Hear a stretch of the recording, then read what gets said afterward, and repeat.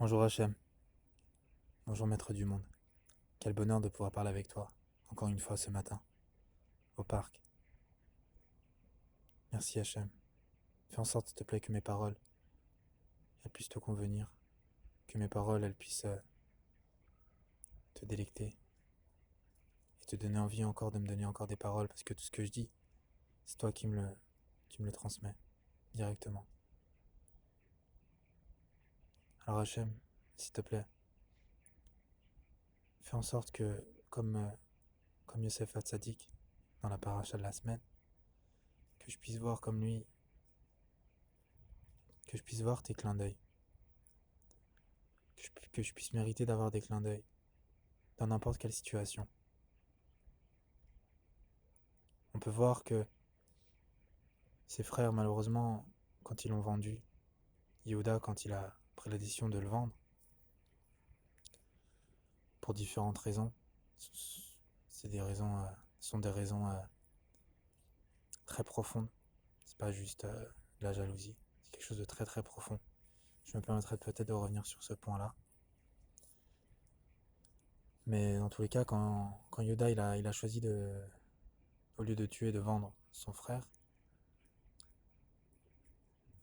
même si même si c'était une décision difficile dans le sens où il savait très bien que ça allait non seulement être difficile pour son corps, mais aussi pour sa neshama, pour son âme, il a quand même fait. Mais dans tous les cas, toi tu l'as montré que tu étais là, et tu l'as même montré que c'était probablement ta décision aussi.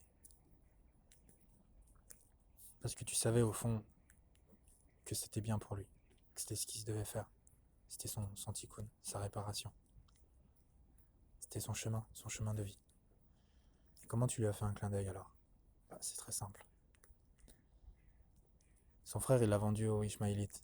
Dans, ils avaient une caravane. Et normalement, tous les jours, ils ont dans cette caravane des choses qui sentent très mauvais, comme du goudron, du pétrole. Et là, comme par hasard, le jour où Yosef Hatzadik il se fait vendre, il y a des plantes, des aromates, des choses qui sentent très très bon. Et de là on voit que tu lui montres que tu es là. Parce que pourrait se dire, oui, mais attends, ça va, dis-moi, il va se faire vendre, il va aller il va devenir esclave, il va devenir esclave, il va aussi avoir des problèmes avec la femme de Potiphar, il va aller en prison pendant 12 ans. Donc ça change quoi en fait que dans le chemin, tu fais en sorte qu'il a des choses qui sentent bon. Sauve-le directement et que tout se passe bien et qu'il soit directement au paradis, quoi. Pourquoi tu fais tout ça? Et en fait, on se rend compte que aujourd'hui, on a des choses à faire dans ce monde. Et des fois, quand on doit faire ces choses-là, on est obligé de passer par des épreuves qui sont délicates, qui sont difficiles, qui sont dures à gérer. Mais par contre, tu nous fais sans cesse des clins d'œil. Comme tu l'as fait avec Youssef Assadik, tu as fait en sorte que dans sa caravane, il y ait des plantes qui sentent bon pour lui montrer que tu étais là. Tu lui as montré que tu étais là, tu lui as dit mon fils, regarde, tu vas aller en Égypte, ça va être dur pour toi, mais je suis là, je suis avec toi. Comme tu as fait d'ailleurs avec David Ameller contre Goliath, il a pris 5 pierres, il les a jetées sur Goliath, 5 pierres qui représentent les 5 livres de la Torah. Il les a lancées sur Goliath en pleine tête. Normalement, quand on tape en pleine tête quelqu'un, la personne tombe en arrière. Là, il est tombé en avant. Donc Rachid explique que c'est pour éviter à David de marcher tout le long du corps de, de Shaoul pour après faire ce qu'il devait faire.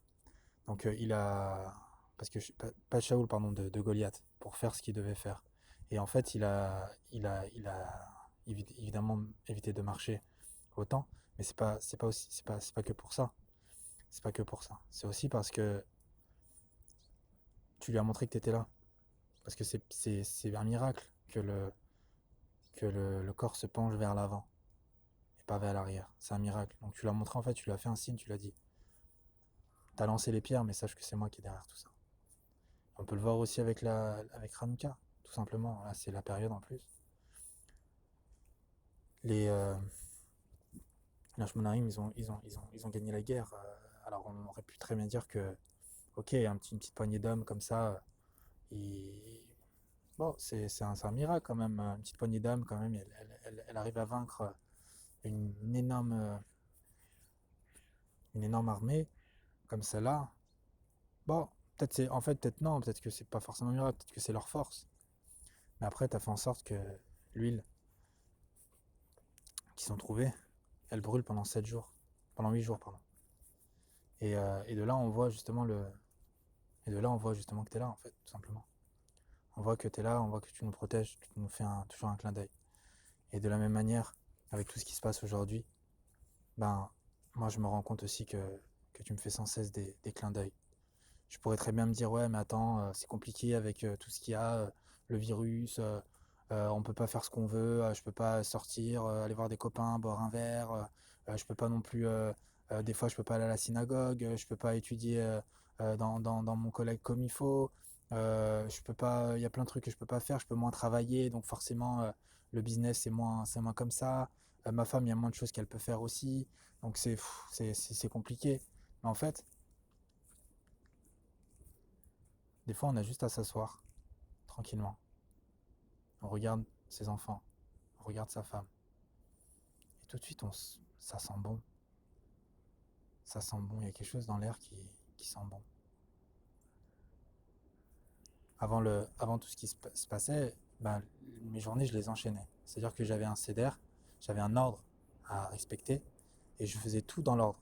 Je faisais tout comme il faut, et j'essayais vraiment de respecter un maximum cet ordre-là. À partir du moment où ça a chamboulé avec le virus, bah, j'ai remarqué que tous les jours, c'était des journées qui étaient complètement différentes.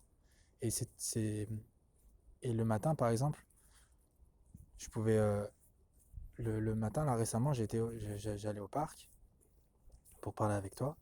Ce que je faisais aussi le soir avant en berçant mon fils quand il faisait beau. Et, euh, et en fait, je me rends compte que à chaque fois, ce sont des clins d'œil en fait que tu me fais et que tu me dis, regarde, là ce que tu es en train de faire, pose-toi 5 minutes, sens. Et en fait, ça sent super bon. L'atmosphère, il sent bon. On sent qu'il y a quelque chose qui va se passer. Et évidemment, même si ça va être difficile, même si je sais qu'il y a des épreuves qui vont sûrement arriver, je sais qu'au final, ça va être bien. Parce qu'au final, Youssef Assadik, il a fini par devenir roi, vice-roi d'Égypte.